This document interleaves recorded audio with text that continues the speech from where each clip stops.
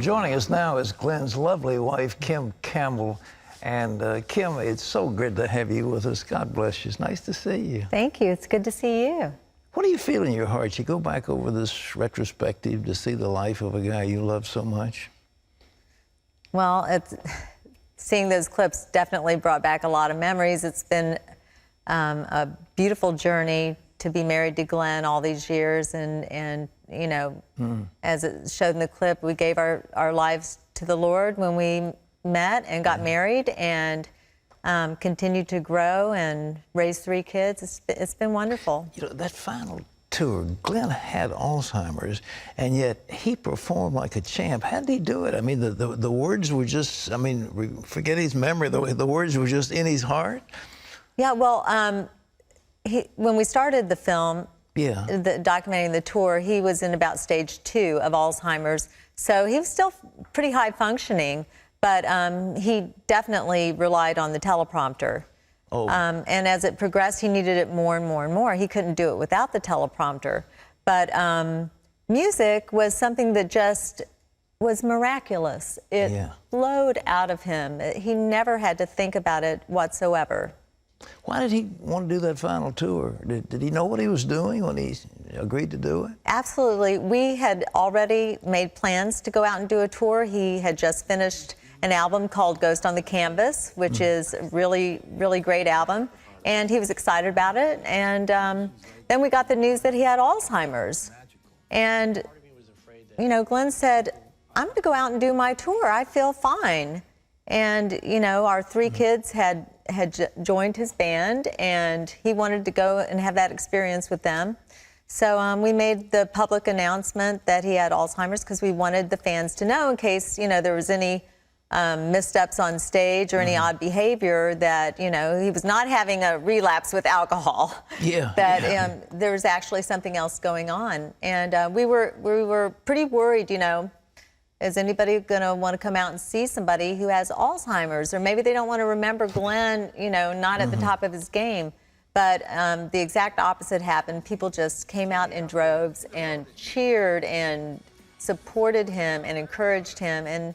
And we just knew that we had done the right thing. Well, I saw some of the TV when it was going on, and it was just amazing how he performed. Now you think, this guy hadn't got Alzheimer's. I mean, he's just amazing how he did it. Off stage, you know, he's saying, do we have a show tonight? And then 2 seconds later, do we have a show tonight? On and on. And then I would think, how is this man going to go on stage and do a show? But the minute the lights came up, and he heard the applause, it was like automatic pilot, and he just knew what to do. It was miraculous. I really think it was the Lord. I do. What did you have to do? I mean, you know, it takes a tremendous wife or spouse to look after somebody with Alzheimer's. What did you have to go through, personally? Well, first of all, I had a team of people. It wasn't on my own. So we had our kids with us and a crew. Everybody from the security guy and the bus driver and the little boy that traveled with us, their son. We all took turns and pitched in and just tried to keep him positive. And I tried to make sure he had a nap, you know, he stayed rested. That's really important. And we all just tried to laugh and enjoy ourselves. So that he was in the right frame of mind to be able to do it. Were you with him? He went off the wagon pretty heavy and started drinking again. Were you married at that time when he relapsed into alcohol? Yeah, in 2003, he had a relapse and a very public, you know, arrest, mugshot, the whole thing. So I was thankful that happened, because, you know, he needed that to bring him to the point where he would stop. But I think it was due to, he had been suffering depression and anxiety, and he didn't know how to deal with it. I was at home with the kids. They were all in high school, and he didn't like going out on the road and leaving the family, and he just slipped back into it. So, but the Lord used that to, you know, straighten him up again, and then... Well, you know, I said, well, he was considered, when he was, you know, like a studio musician, he was considered one of the best guitarists that ever lived. He was really an incredibly talented musician. Yeah, absolutely. What'd you love him for? He was a very kind man. Was he? And very funny. Uh-huh. I mean, good looking. Extremely. What's not to love? I mean, you know. Okay. He's a good husband and father. Well, you had a good time together with him, didn't you? Yeah, we always had fun. Yeah. Yeah. Well, he was great here on the show when he was doing what he did with us, and his TV show was such fun. I mean, they had more fun. I mean, that was the nice thing about Glenn. He had fun. It was humor all the time. So, yeah. Well, you've been a very good wife. How are your kids doing? What do they do these days? Well, Ashley is launching her own career. Really? And singer? Singer, yeah, with Big Machine. Mm-hmm. And Shannon's pursuing music, and our son, those two kids live in Nashville, and our drummer son is producing other bands and has his own band. He lives in LA. That's great. Yeah. You live in Nashville? Yeah, we moved to Nashville.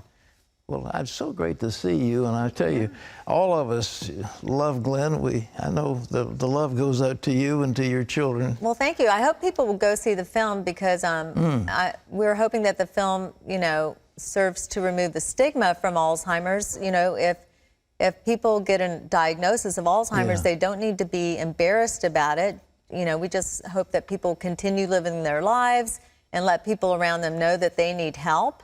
They need support, and I'm just really proud of Glenn's courage to let the world see what Alzheimer's is like. Is the movie released yet, or it's Yeah, it was released October 24th, and it's just a really uplifting film, and I think a testimony to Glenn's faith, his relationship to God. Sure. And it's something that, you know, it's a great experience to see it in a group.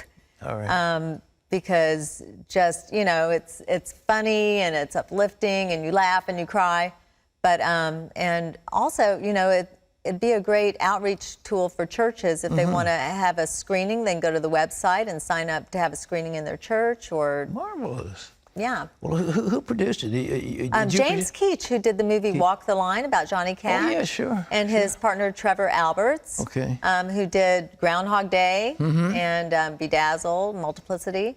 And Jane Seymour is the executive producer. So, great. Yeah, a great team of people. We were in really good hands, and they really love Glenn, and we're so sensitive to, you know, protecting his dignity. Well, I hope it's a very great success. Yeah. Well, it's I'll Be Me is the name of the documentary about Glen Campbell's life, and it's currently playing in select theaters nationwide. And as Kim pointed out, it would be something nice for a group to go to. You could do your church, and it would uplift you, and it would make you a nice thing to do.